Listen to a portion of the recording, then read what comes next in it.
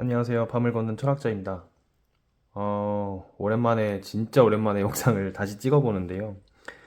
그동안 회사가 바쁜 것도 있고, 블로그는 그래도 일주일에 한 번씩, 2주일에 한 번씩이라도 올리려고 했는데, 역시나 이 유튜브 영상을 올리는 거는, 생각보다 쉽지 않더라고요. 영상을 계속 찍어도 업로드하기가, 솔직히 너무 귀찮은 것도 있고, 찍으면서 계속 오류나는 것도 있고 해서, 좀 이제 약간의 여유가 생겨서 다시 영상을 올리려고 하는데요. 오늘은 임수와 개수에 대해서 이거의 차이가 뭔가, 네, 이거에 대해서 오늘 올리려고 합니다. 왜 갑자기 임수와 개수를 올리려고 하냐면, 최근에 이밀간인 분이 저희 블로그에서 어떤 질문을 해주셨어요. 그 수의 기운이 강하냐, 그러니까 본인이 이제 사주에 임수랑 개수가 다 있는데 이게 수의 기운이 강하다는 의미가 도대체 뭐냐? 그러니까 임수가 강한 거냐, 개수가 강한 거냐? 약간 이런 질문을 해주셔서 제가 블로그에도 다시 올렸지만 오늘 올렸거든요. 그리고 이거에 대해서 다시 한번 찍어보도록 하겠습니다. 일단은 저희가 이제 뭐 수기운이라는 표현을 완전 뭐 잘못된 표현은 아닌데, 근데 이거의 문제가 뭐냐면, 이렇게 해버리면은 저희가 임수와 개수를 구별을 안 한단 말이에요. 그러니까 만세력에 임수와 개수가 다 있다고 해서 그 사주가 수의 기운이 강하다라고 말할 수가 없는 거죠. 왜냐면은, 임수와 개수는, 음양의 관계에 있기 때문이죠, 음양의 관계. 이 음양의 관계. 그냥 음양의 관계라는 거는 뭐 한쪽이 올라가면 한쪽이 내려가고 한쪽이 다시 내려오면 한쪽이 올라가는 이렇게 시소처럼 균형을 맞아야 돼요, 균형. 이게 참 중요한 건데, 그러니까 뭐 음양이라는 거는 뭐가 좋고 뭐가 나쁜 게 아니라 그냥 다른 거예요, 다른 거. 음과 양. 그러니까 대등한 거죠, 대등한 거. 그러니까 임수가 강해지면 뭐 임수가 더 좋은 거고, 개수가 강해지면 뭐 개수가 더 좋은 거가 아니라, 임수가 강해졌으니까 임수가 강해진 시기에는 개수는 약해져야 되고, 뭐 반대로 개수가 강해지는 시기에는 임수가 약해져야 되고, 이렇게 한쪽이 에너지가 올라가고 올라가면은 한쪽은 당연히 자연의 법칙, 음양의 법칙에 의해서 내려와야 되는 게 맞는 거예요. 그게 음양의 관계라는 거죠. 근데 만약에 지금처럼 이렇게 수기운으로 뭉뚱그려서 이렇게 말을 해버리면은 이게 이런 거랑 같은 거예요. 이게 사주에 아까 그분처럼 임수와 개수가 다 있는데 운에서 뭐 해자축이 온다. 그런데 이 겨울이라는 게 왔는데 이 임수와 개수는 분명 음양의 관계에 있단 말이에요, 분명히. 근데 이 겨울이라는 계절이 와서 이 두 개의 글자의 힘이 둘 다 강해지면 음양의 법칙을 위반하는 거잖아요. 계절의 법칙도 무시하는 거고. 그러니까 저희가 애초에 수기운이라고 할 게 아니라 양의 수, 음의 수 이렇게 모든 오행을 음과 양으로 구별을 해야 된다는 거예요. 그래야 저희가 사주를 나중에 사주 명리학에서 이제 사주를 해석할 때 오류가 생기지 않는 거죠. 제가 일단 사주 두 개를 가져왔는데 이분이 다시 쓸게요. 을해년 그리고 정해월 글씨가 이상한데, 그리고 임자일에 태어났고, 그리고 한쪽은 이분은 이제 정민년생이시고, 이분이 이제 임자 그리고 임자월 그리고 이제 개해일주. 자, 이렇게 있을 때 이거를 그냥 단순히 임수와 개수를 구별하지 않고 그냥 수기운이라고 해석을 해서 이 사주 두 개 명식을 딱 봐버리면, 분명히 만세력을 들어가면 여기가 다 검정색이에요, 이분도 여기가 이렇게 다 검정색이죠.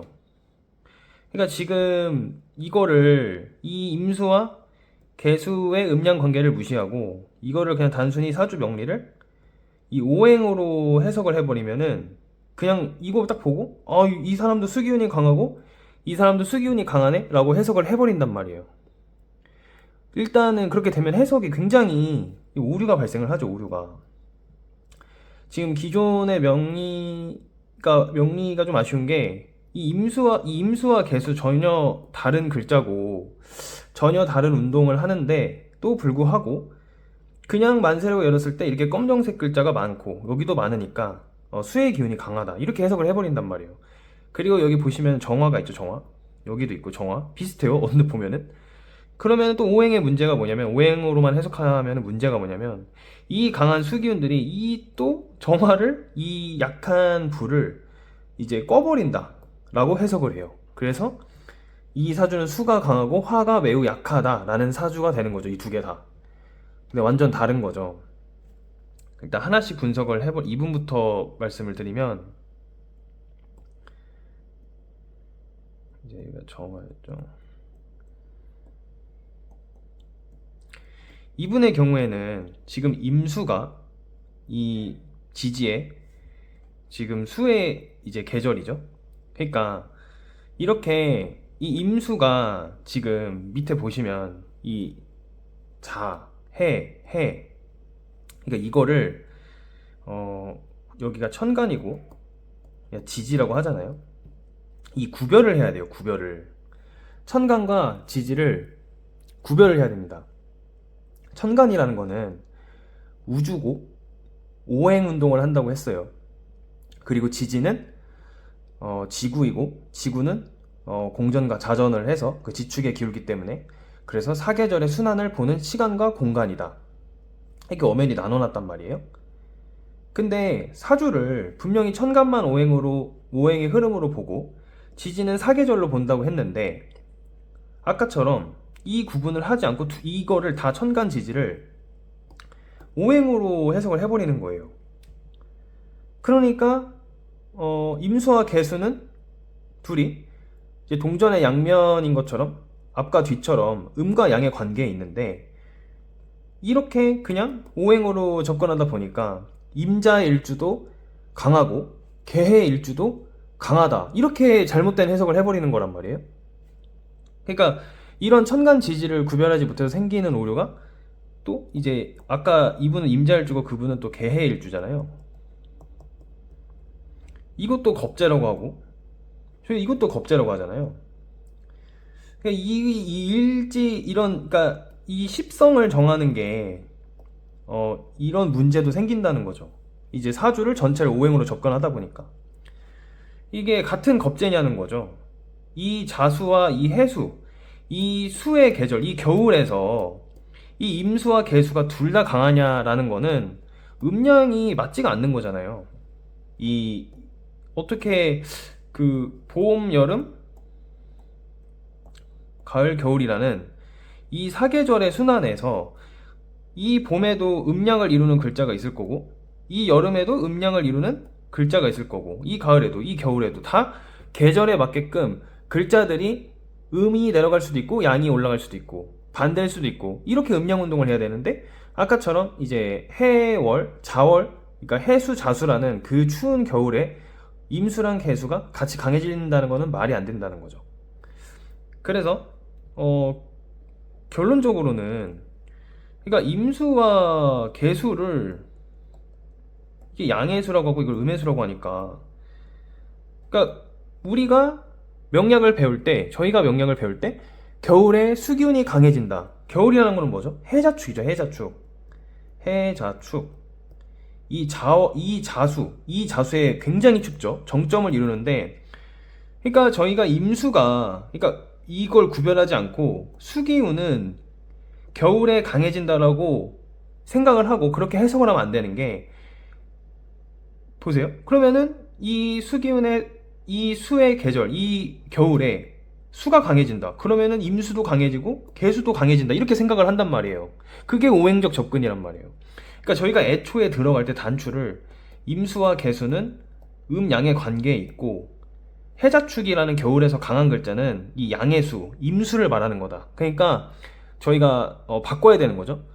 해자축이라는 겨울에 수의 기운이 강해지는 게 아니라 해자축이라는 겨울의 계절에는 임수가 강해지는 거다. 그러면은 임수와 개수는 음양의 관계가 있다고 했어요. 그러면 해자축이라는 이 계절이 왔을 때 임수가 강해지면은 당연하게 음양의 법칙, 자연의 법칙에 의해서 이 계수는 내려가야 되겠죠. 그러니까 저희가 쉽게 생각하면, 아니, 겨울에 임수가 강해졌으면은 당연히 계수는 내려와야죠. 근데 이게 이상하게 들리고 익숙하지 않은 이유가, 저희가 너무 오행적인 사고에 익숙하다 보니까, 아, 뭐지? 수기운은 겨울에 강해지는 게 아닌가? 그렇게 배웠는데, 저희의 그 인식이 계속 이제 이해가 안 되는 거죠. 어려운 거죠. 수는 분명히 겨울에 강해지고, 더 응축한다고 했는데, 어째서 개수는 약해지는 거지? 그러니까 그게 바로 다 음양을 구분하지 않은 그 오류에서 오는 저희의 사고의 오류죠.